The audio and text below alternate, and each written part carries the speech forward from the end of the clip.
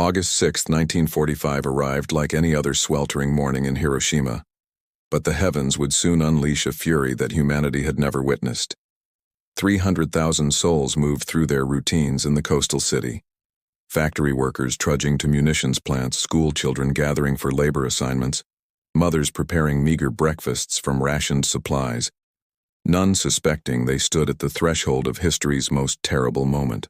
Colonel Paul Tibbets piloted the Enola Gay through cloudless skies that Monday morning, his crew silent with the weight of their mission. The Boeing B-29 Superfortress carried a single bomb nicknamed Little Boy, a uranium-based weapon that weighed nearly 10,000 pounds. Behind him, 2 observation aircraft followed to document what scientists at Los Alamos had promised would be an unprecedented demonstration of destructive power.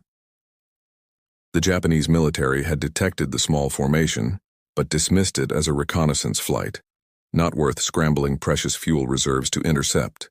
Below, Dr. Shuntaro Hida was making house calls in the suburbs, treating patients suffering from malnutrition and tuberculosis. The 30-year-old physician had been transferred from Hiroshima Army Hospital just days earlier, a stroke of fortune that would spare his life. In the city center, 13-year-old Akiko Takakura was walking toward the telephone exchange where she worked as an operator. Bank employee Sunao Tsuboi was cycling past the Shima Hospital, while thousands of Korean forced laborers prepared for another day of backbreaking work in industrial facilities scattered throughout the city. The war had already consumed nearly 4 years of Japanese national existence, since Admiral Isoroku Yamamoto's carrier strike force attacked Pearl Harbor in December 1941. What began as a lightning campaign of conquest across the Pacific had devolved into a desperate struggle for survival. American forces under General Douglas MacArthur had recaptured the Philippines. The savage battles for Iwo Jima and Okinawa had demonstrated both American resolve and the horrific casualties that awaited any invasion of the Japanese home islands. Project Downfall, the planned Allied assault on Japan, envisioned 1 million American casualties and tens of millions of Japanese deaths. According to documentation later published in the New York Times Historical Archives, President Harry Truman faced an agonizing decision after assuming office following Franklin Roosevelt's death in April 1945. The Manhattan Project had successfully tested an atomic device at Alamogordo, New Mexico, on July 16th, creating a mushroom cloud that physicist J. Robert Oppenheimer watched while recalling words from Hindu scripture. "Now I am become death, the destroyer of worlds." The Potsdam Declaration issued on July 26th demanded Japan's unconditional surrender, warning of prompt and utter destruction if they refused. Prime Minister Kantaro Suzuki's government rejected the ultimatum, though intercepted diplomatic cables revealed that Emperor Hirohito and certain court officials desperately sought acceptable peace terms through neutral Soviet intermediaries. They clung to the naive hope that Moscow might broker an honorable settlement, unaware that Joseph Stalin had secretly agreed at Yalta to declare war on Japan. At precisely 8:15 and 17 seconds that Monday morning, Major Thomas Farabee released Little Boy from 31,000 feet above Hiroshima. The bomb fell for 43 seconds, before detonating 1,900 feet above the Shima Hospital, creating an instantaneous fireball that reached several million degrees, hotter than the surface of the sun. The world would never be the same. The uranium core achieved critical mass in less than a microsecond, releasing energy equivalent to 15,000 tons of TNT. A blinding flash of light, brighter than 1,000 suns, seared shadows of vaporized human beings onto stone steps and concrete walls. Dr. Hida, working 2 miles from ground zero, saw the sudden radiance through his patient's window and instinctively dropped to the floor as the shockwave arrived seconds later, shattering glass across the city. Akiko Takakura, standing just 1,600 feet from the hypocenter, should have been vaporized instantly. Instead, the concrete bank building where she was entering absorbed much of the thermal radiation. She felt an overwhelming heat and pressure, then found herself buried under rubble in complete darkness. Around her, thousands less fortunate simply ceased to exist, their bodies transformed into vapor and ash before their nervous systems could register pain. The blast wave expanded outward at over 2 miles per second, demolishing everything within a mile radius of ground zero, Wooden buildings exploded into splinters. Concrete structures crumbled like sandcastles. The intense thermal pulse ignited thousands of fires simultaneously, creating a firestorm that would consume 16 square miles of the city. Temperatures at ground level reached 4,000 degrees Celsius, hot enough to melt roof tiles into bubbling glass and fuse human remains into the rubble. Sunao Boy was blown off his bicycle and into the air, his body becoming a human projectile. When he regained consciousness, he found himself naked. His clothes had been burned away, and his skin hung from his arms in sheets. He stumbled toward the Kiyobashi River, joining thousands of other hideously burned survivors seeking relief in the water. Many would drown there, too weak to keep their heads above the surface. Others died from shock as they submerged their superheated bodies in the cool water. Captain Robert Lewis, co-pilot of the Enola Gay, stared down at the rising mushroom cloud and wrote in his log, "My God, what have we done?" The purple-gray column climbed to 40,000 feet, punching through the atmosphere with terrifying majesty. Tibbets banked the aircraft sharply away as the shockwave caught up with them, buffeting the plane despite their distance. Below, Hiroshima had become a vision of hell on Earth. In the immediate aftermath, an eerie silence fell over the devastated city. Birds had been vaporized in mid-flight. The usual sounds of urban life, traffic, conversation, industrial machinery, had been replaced by an otherworldly quiet, broken only by the crackle of spreading fires. Then the screaming began. Tens of thousands of injured survivors emerged from the rubble, many so badly burned that their gender could not be determined. They walked with arms outstretched, skin hanging like rags calling for water, for mothers, for death. Dr. Haida pulled himself from the collapsed house and stared in disbelief at the transformed landscape. Where a bustling city had stood moments before, he now saw a flattened wasteland of burning debris stretching to the horizon. He began running toward the city center, driven by medical duty even as rational thought suggested no one could have survived. Along the way, he encountered the walking dead, severely irradiated victims who appeared relatively uninjured, but would expire within days as their cellular structure collapsed. Father John Simas, a German Jesuit priest living in the suburbs, later provided detailed testimony about the first hours after the bombing. He described survivors with eyeballs melted down their cheeks, intestines spilling from torn abdomens, bodies so swollen from burns that they resembled inflated balloons. The injured begged for water, and when given it, often died immediately. Medical science had never confronted radiation poisoning on such a scale. Doctors had no framework for understanding why apparently minor injuries proved fatal, or why victims' hair fell out in clumps days after exposure. News of Hiroshima's destruction reached Tokyo slowly and incompletely. Initial military reports spoke of a single bomb creating unprecedented damage, but the scale seemed impossible to believe. Emperor Hirohito summoned his ministers to the imperial palace, demanding accurate information about what had struck the ancient city. Intelligence officers scrambled to investigate, hampered by destroyed communication lines and the chaos of a nation already reeling from months of conventional bombing. President Truman, meanwhile, authorized a public statement from the White House. Standing before reporters on August 6th, he revealed the existence of the atomic bomb and promised that if Japan did not surrender, they could expect a rain of ruin from the air, the like of which has never been seen on this earth. According to historical records preserved by the Truman Presidential Library, he believed the weapon might shock the Japanese leadership into immediate capitulation, saving millions of lives on both sides. But Tokyo's military council remained paralyzed by internal divisions. War Minister General Korichika Anami insisted that Japan could still negotiate better terms by inflicting massive casualties on invading forces. He argued that the national honor demanded fighting to the last citizen, transforming the home islands into a fortress that would bleed America white. The concept of gyokusai, shattering like a jewel rather than surrendering, had been drilled into Japanese military culture for years. Foreign Minister Shigenori Togo countered that continuing the war meant national suicide. He pointed to the Soviet Union's ominous silence regarding Japan's peace overtures, the devastation of Japanese cities from conventional bombing, And now this terrifying new weapon. Navy Minister Mitsumasa Yonai supported seeking peace, as did Lord Keeper of the Privy Seal Koichi Kido, who had the emperor's ear. But the military faction held tremendous power, and they were prepared to launch a coup rather than accept unconditional surrender. Emperor Hirohito faced an impossible situation. The Meiji Constitution granted him divine status as a living god, descended from the sun goddess Amaterasu. Yet real political power resided with the military and civilian ministries. Emperors traditionally reigned but did not rule, approving decisions reached by consensus rather than imposing personal will. Breaking this centuries-old precedent risked civil war or assassination.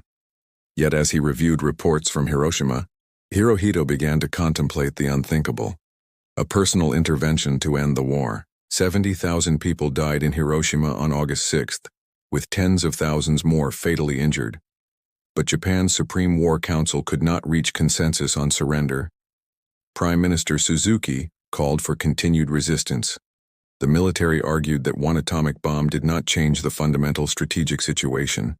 America might have only one or two such weapons, and conventional defenses could still exact a terrible price from invasion forces. Unknown to Japanese leaders, Manhattan Project facilities at Oak Ridge, Tennessee and Hanford, Washington, were already preparing a second plutonium bomb. The weapon, nicknamed Fat Man, used a different implosion design than Little Boy and possessed even greater destructive potential. General Leslie Groves, military director of the Manhattan Project, had recommended Kokura as the primary target, with Nagasaki as an alternate, if weather conditions prevented the primary strike. On August 8th, shocking news arrived from the north. The Soviet Union had declared war on Japan and launched a massive invasion of Manchuria, with over 1.5 million troops. Stalin had finally abandoned any pretense of mediating peace and seized the opportunity to claim territory and influence in East Asia. The Kwantung Army, Japan's elite force in Manchuria, collapsed within days against the Soviet onslaught. Japan's last hope for negotiated peace evaporated in the Manchurian dust. August 9, 1945 dawned cloudy over Kokura, the primary target for the second atomic mission. Major Charles Sweeney piloted Boxcar, another B-29 superfortress carrying Fat Man in its bomb bay. The weapon weighed over 10,000 pounds and contained a plutonium core surrounded by conventional explosives designed to compress the fissile material into a critical mass. After 3 failed bombing runs over Kokura, due to obscuring smoke and clouds, Sweeney diverted to the secondary target, Nagasaki. The port city of Nagasaki held deep significance in Japanese history as the nation's window to the West during centuries of isolation. Portuguese traders had established contact there in the 1500s, and Nagasaki's Christian community, though brutally persecuted, remained the largest in Japan. The city nestled in a valley between mountains, its topology vastly different from Hiroshima's flat river delta. This geography would paradoxically limit the bomb's destructive radius while intensifying effects in the immediate target area. At 11:02 that Thursday morning, Fat Man detonated 4,700 feet above the Urakami Valley, releasing energy equivalent to 21,000 tons of TNT. The plutonium implosion design proved even more efficient than uranium-based Little Boy. A fireball nearly 1,000 feet in diameter consumed everything in the hypocenter. The Urakami Cathedral, the largest Christian church in East Asia, vaporized instantly. Mitsubishi's massive arms factories, which had been the military aim point, transformed into twisted ruins. Sumiteru Taniguchi, a 16-year-old postal worker, was delivering mail when the flash came. The thermal pulse burned away the skin across his entire back, from shoulders to waist. He would spend the next 21 months lying face down in a hospital bed, unable to move as his wounds festered and healed in agonizing cycles. Decades later, he would become a global advocate for nuclear disarmament, showing his scarred back to audiences as testimony to atomic horror. The mountains surrounding Nagasaki provided some protection to outlying areas while concentrating the blast's fury in the valley. Still, over 40,000 people died immediately, with tens of thousands more fatally injured. Dr. Tatsuichiro Akizuki, working at a hospital near Ground Zero, survived because the building partially shielded him from the initial blast. He spent subsequent days and weeks treating hideously burned patients with inadequate supplies, watching helplessly as radiation sickness claimed victim after victim. According to documentation in the National Archives, President Truman received reports of the Nagasaki bombing while aboard the USS Augusta, returning from the Potsdam Conference. He expressed satisfaction that the demonstration would compel Japanese surrender, but privately struggled with the moral weight of his decision. Secretary of War Henry Stimson noted in his diary that Truman seemed troubled by the civilian casualties, questioning whether a third bomb, if necessary, should target an unpopulated area as a demonstration rather than another city. In Tokyo, the Supreme War Council convened in an underground bunker as air raid sirens wailed across the capital. Foreign Minister Togo argued passionately that 2 atomic bombs combined with Soviet entry into the war made continued resistance suicidal madness. War Minister Anami countered that surrender remained dishonorable and that Japan should continue fighting for better terms. The debate raged for hours without resolution, 3 military members insisting on continued war, 3 civilian members pleading for peace. Prime Minister Suzuki made the unprecedented decision to request an imperial conference, a direct audience with Emperor Hirohito, where the sovereign himself would break the deadlock. Suzuki knew this violated constitutional norms but saw no alternative. As midnight approached on August 9th, the most powerful men in Japan gathered in the Imperial Palace's underground shelter to place their nation's fate in the hands of their living God. The Imperial Conference began after midnight on August 10th in stifling heat within the underground shelter. Emperor Hirohito sat motionless on a simple chair as his ministers presented their arguments. War Minister Anami insisted that Japan could still inflict unacceptable casualties on American invaders through Operation Ketsugo, the plan to mobilize every man, woman, and child in defense of the homeland. He spoke of divine winds, kamikaze, and the indomitable spirit of the Yamato race that could never be conquered. Foreign Minister Togo countered with devastating facts. Japan had no air force left. Thousands of planes had been sacrificed in suicide attacks.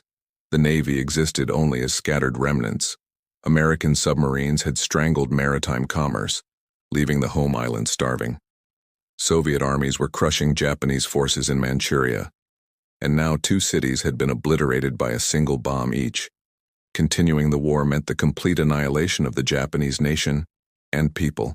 The debate continued until nearly 2 in the morning. Premier Suzuki, recognizing that consensus remained impossible, took an action no prime minister had ever attempted. He directly asked Emperor Hirohito to decide Japan's fate through his personal judgment, a sacred decision, or Seiden, that would supersede the normal governmental process. The room fell absolutely silent as all eyes turned to the slight, bespectacled figure who had reigned since 1926, but rarely spoken in official meetings. Hirohito rose and addressed his ministers in a thin, high-pitched voice that many of them had never heard speak at length. He described his anguish at the suffering of his people and his fear that continuing the war would result in the complete destruction of Japanese civilization. He invoked the memory of his grandfather, Emperor Meiji, who had courageously transformed Japan into a modern power through difficult decisions. Now, Hirohito would make an equally courageous choice. He accepted the Potsdam Declaration and ordered Japan's surrender. Several ministers wept openly. War Minister Anami maintained a stoic facade but was clearly devastated. Hirohito specified one condition: that the imperial institution must be preserved. He refused to surrender unconditionally if it meant abdication, trial as a war criminal, or the end of the imperial line that stretched back, according to tradition, 2,600 years. Foreign Minister Togo began drafting surrender terms that same night, offering to accept Potsdam's provisions provided the prerogatives of His Majesty as a sovereign ruler remained unchanged. The Japanese offer reached Washington on August 10th, creating immediate debate within the Truman administration. Secretary of State James Burns worried that preserving the emperor contradicted unconditional surrender and might be politically unacceptable to Americans who had fought and died against Japanese imperialism. Stimson and Secretary of the Navy James Forrestal argued that retaining Hirohito would facilitate occupation and prevent the chaos of a decapitated nation. Truman sought middle ground, accepting Japan's condition while stipulating that the emperor would be subject to the Supreme Allied Commander. As diplomatic cables crossed the Pacific, hardline Japanese officers plotted to prevent surrender. Major Kenji Hatanaka and other young army officers began organizing a coup to seize the imperial palace, prevent the broadcast of any surrender announcement, and continue the war under military government. They sought support from senior generals, arguing that the emperor had been misled by defeatist advisors and that Japan's honor demanded fighting to extinction. Most senior officers refused to join the conspiracy, but neither did they report it to authorities. On August 14th, after 3 more days of agonizing debate, Emperor Hirohito recorded a surrender announcement to be broadcast to the Japanese people.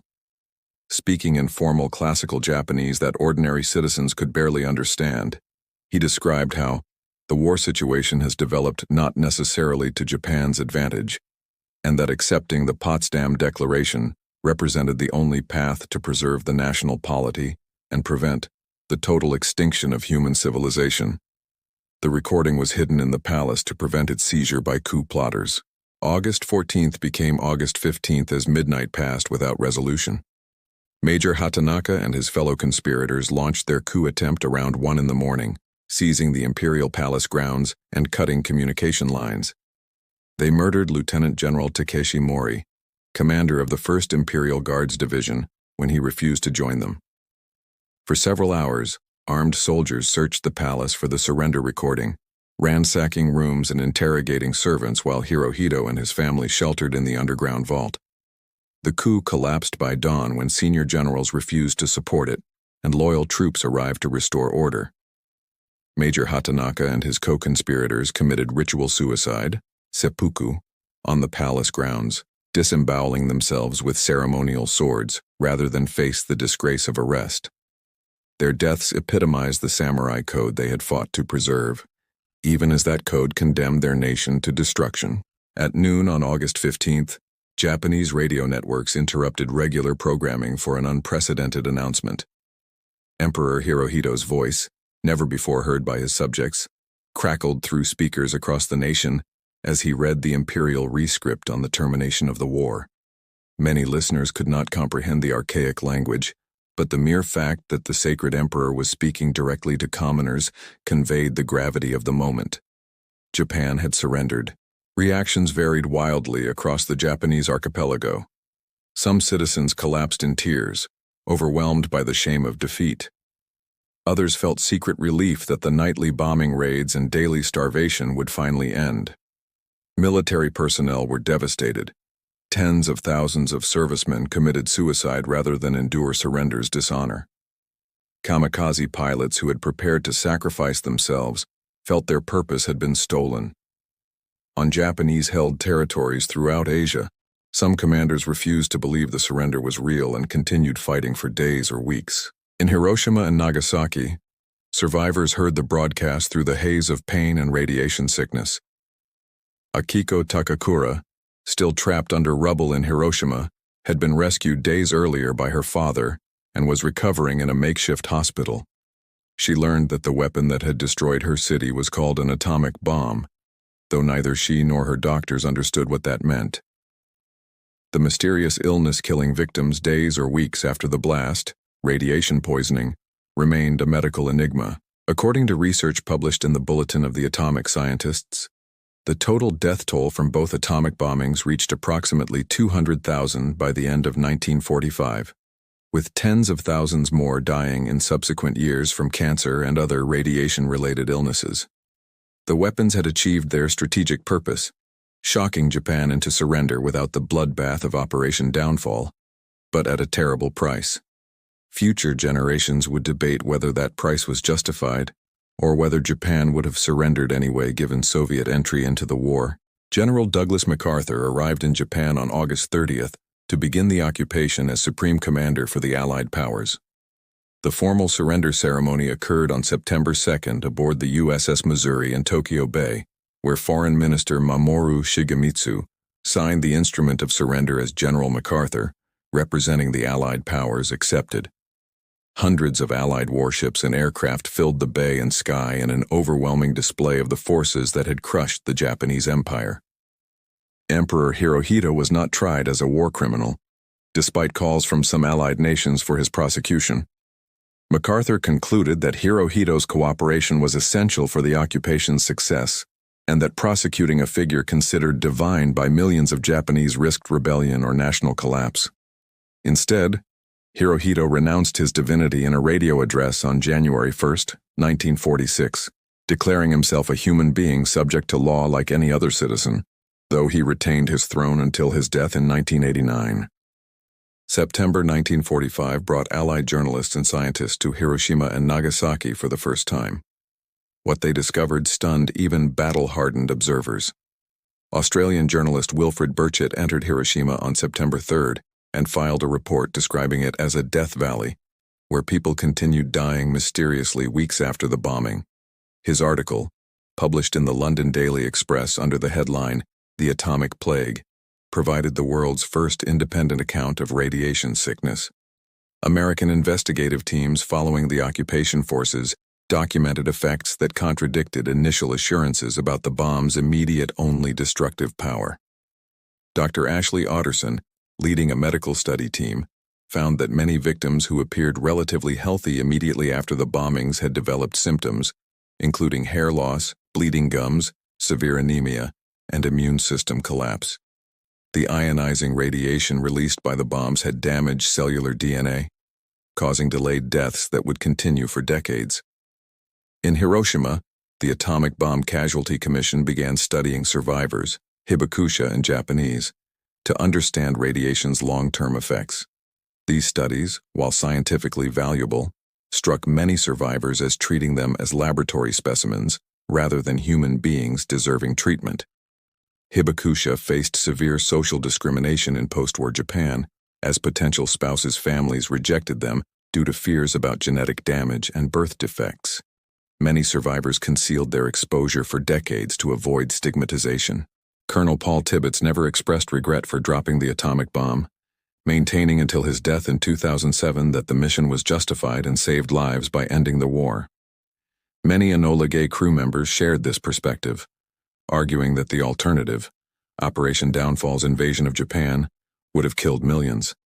Captain Robert Lewis, who had written, "My God, what have we done?" in his flight log, later clarified that his shock was at the weapon's power, not moral doubt about using it. Others involved with the Manhattan Project struggled with their role in creating weapons of mass destruction. J. Robert Oppenheimer, the project's scientific director, became an advocate for international control of atomic energy and opposed development of the even more powerful hydrogen bomb.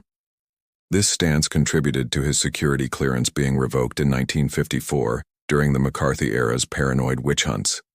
In some sort of crude sense which no vulgarity, no humor, no overstatement can quite extinguish, the physicists have known sin, Oppenheimer reflected in 1947. Leo Szilard, the physicist who had convinced Albert Einstein to write to President Roosevelt warning about Nazi atomic bomb research, circulated a petition among Manhattan Project scientists before Hiroshima urging that Japan be warned and given a demonstration of the weapon before its use against cities. The petition never reached President Truman, being blocked by General Groves. After the war, Szilard abandoned physics for biology and became a prominent voice in the nascent nuclear disarmament movement. The Soviet Union detonated its first atomic bomb in August 1949, years earlier than American intelligence had predicted. Britain tested its device in October 1952. France joined the nuclear club in February 1960, followed by China in October 1964. The Cold War nuclear arms race that followed created arsenals capable of destroying human civilization multiple times over, a concept known as overkill that would have seemed like insane fiction before August 1945. By 1968, the Treaty on the Non-Proliferation of Nuclear Weapons established a framework to limit nuclear weapons spread, while the 5 declared nuclear powers, America, Soviet Union, Britain, France, and China, pledged to work toward eventual disarmament. That disarmament never materialized. Instead, Nuclear arsenals peaked at over 70,000 warheads during the 1980s, with both superpowers maintaining the capability to launch civilization-ending attacks within 30 minutes of a decision to do so. 70 years after that August morning, Hiroshima and Nagasaki had risen from atomic ashes into thriving modern cities. The Genbaku Dome, the industrial promotion hall, whose ruins survived near Ground Zero in Hiroshima, stands preserved as a UNESCO World Heritage Site and stark reminder of nuclear weapons' destructive power. Every August 6th, a memorial ceremony at Hiroshima Peace Memorial Park draws thousands of participants who observe a moment of silence at 8:15, the exact moment Little Boy detonated. Sumiteru Taniguchi, the Nagasaki postal worker burned across his back, dedicated his life to nuclear disarmament activism until his death in 2017 at age 88. Akiko Takakura survived her injuries and became a hibakusha storyteller, sharing her experiences with generations of students despite painful memories. Dr. Shuntaro Haida treated atomic bomb victims for decades while documenting radiation's long-term health effects. These survivors' testimonies provide irreplaceable first-hand accounts of nuclear warfare's human cost. The atomic bombings remain history's only use of nuclear weapons in combat, but countless close calls have risked their deployment since 1945. During the Cuban Missile Crisis in October 1962, Soviet submarine commander Vasily Arkhipov refused to authorize launching a nuclear torpedo against American warships, potentially preventing World War III. In September 1983, Soviet officer Stanislav Petrov correctly identified satellite warnings of American missile launches as false alarms, again averting nuclear catastrophe through individual judgment. 9 nations now possess nuclear weapons: America, Russia, Britain, France, China, India, Pakistan, Israel, and North Korea, with approximately 13,000 warheads in global arsenals as of 2025. Modern thermonuclear weapons dwarf the bombs that destroyed Hiroshima and Nagasaki by factors of hundreds or thousands. A single American or Russian strategic warhead possesses 50 times Little Boy's explosive power. The concept of mutually assured destruction, that nuclear war means civilization's end, has maintained an uneasy peace between major powers for 8 decades. Climate scientists have calculated that even a limited regional nuclear war between India and Pakistan, using modern weapons, would inject so much smoke into the atmosphere that global temperatures would plummet, creating nuclear winter conditions that would cause mass starvation worldwide.